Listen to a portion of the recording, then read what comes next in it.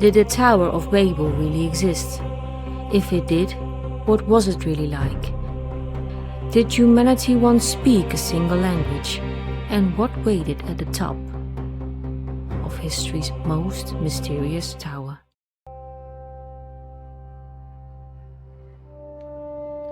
Our search begins not in the Bible, but in modern-day Iraq. Around 19 kilometers south of Baghdad lie the ruins of one of the greatest cities the ancient world had ever seen, Babylon. For centuries its towering walls, its temples and its palaces lay buried beneath the desert.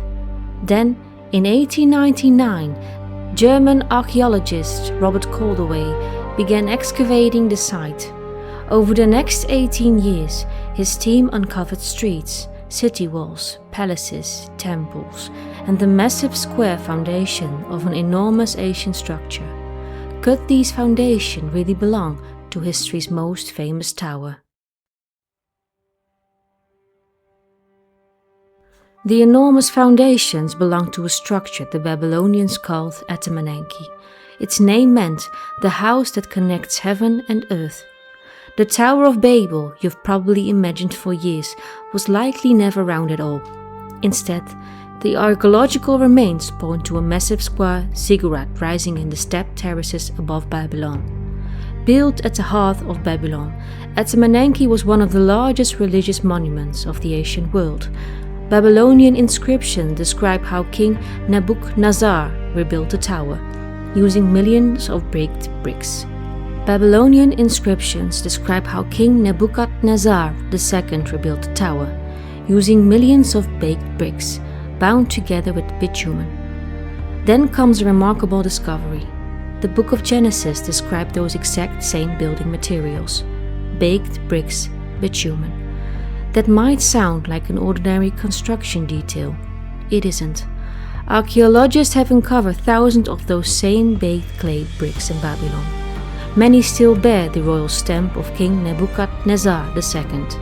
Some still preserve traces of bitumen, the natural asphalt that once held the structure together.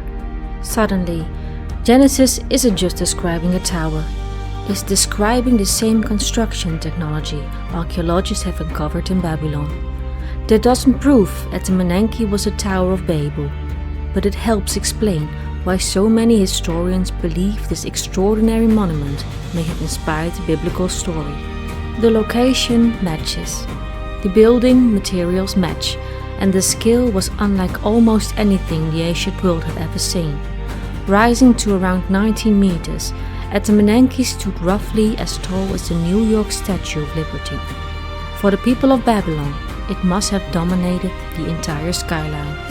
But if this really was the tower that inspired the story, how did ancient builders construct something so enormous and keep it standing? How did ancient builders construct something so enormous and keep it standing? Every single brick had to be made by hand. Workers mixed clay with water, pressed it into wooden molds, and left the bricks to dry beneath the Mesopotamian sun. The strongest bricks were then fired in massive kilns, making them strong enough for one of the largest monuments of the ancient world. Archaeologists estimate that a monument of this scale required millions of bricks, but making the bricks was only the beginning. Millions of them had to be transported across the construction site, carried higher and carefully laid into place, centuries before cranes or modern construction equipment existed. Southern Mesopotamia had very little natural stone. Clay was simply the most abundant building material available. Natural bitumen acted like a waterproof glue, binding the bricks together and helping protect the tower from the elements. But building the tower was only half the challenge. Keeping it standing was another. Unlike stone, mud brick slowly deteriorates. Rain, wind, heat and time all gradually weakened the structure. Damaged bricks had to be replaced. Bitumen had to be renewed. Sections of the tower had to be repaired, again and again. The Tower of Babel wasn't simply built, it had to be maintained. Generation after generation, without that constant work, one of the greatest monuments on earth would slowly return to dust. But if generations of people dedicated their lives to keeping the tower standing, what made it so important? For the Babylonians, this wasn't just a tower. Unlike a pyramid, it wasn't built to bury the dead. Most of the monument was likely solid brick, built to elevate a single sacred place above the city.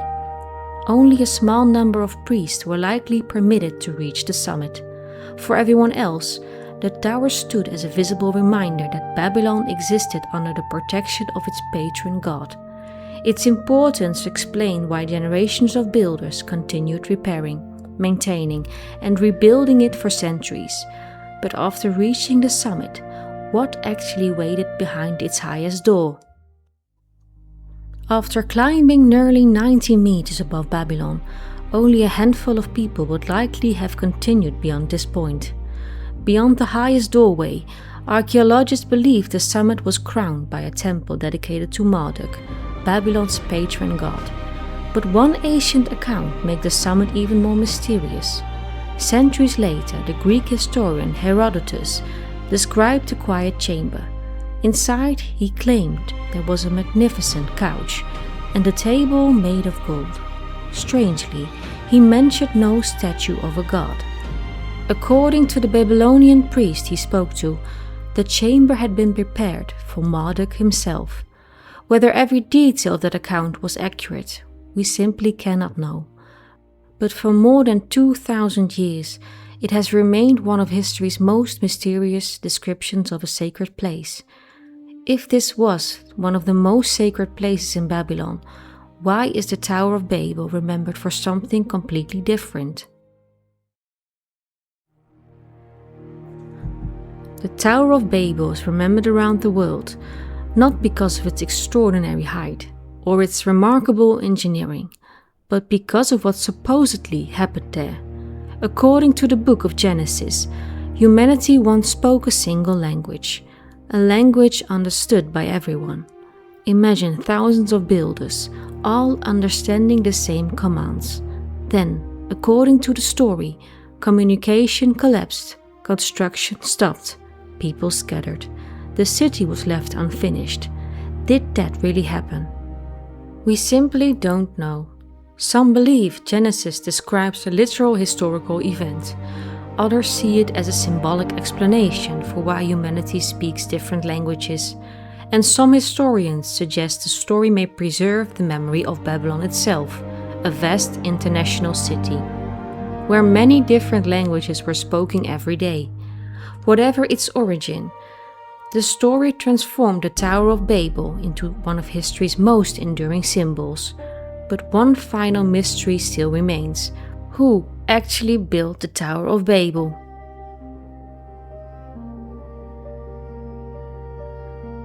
For centuries, millions of people believed they already knew who built the Tower of Babel. His name was Nimrod, but the Bible never actually says that.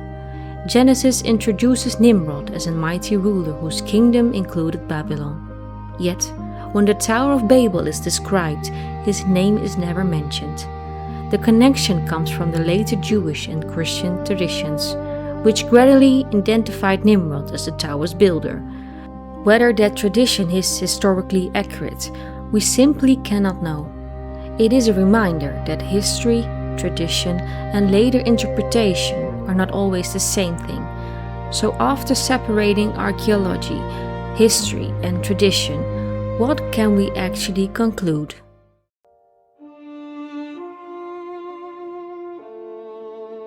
So, did the Tower of Babel really exist? The answer depends on which part of the story you're asking about. Archaeology confirms the ancient city of Babylon. It confirms the enormous ziggurat known as the Etemenanki. It confirms its foundations, its baked bricks, its bitumen, and Babylonian inscriptions describing its reconstruction. What archaeology cannot confirm is the story told in Genesis. There is no evidence that humanity once spoke a single language. No evidence that languages suddenly changed, and no evidence proving that the Etemenanki was a Tower of Babel itself. But archaeology has uncovered a real tower, so extraordinary that historians continue asking the same question. Could one of history's greatest stories have been inspired by a real place? Some doors were never meant to be opened. This is the Backtrack Vault. Subscribe and step deeper into the unknown.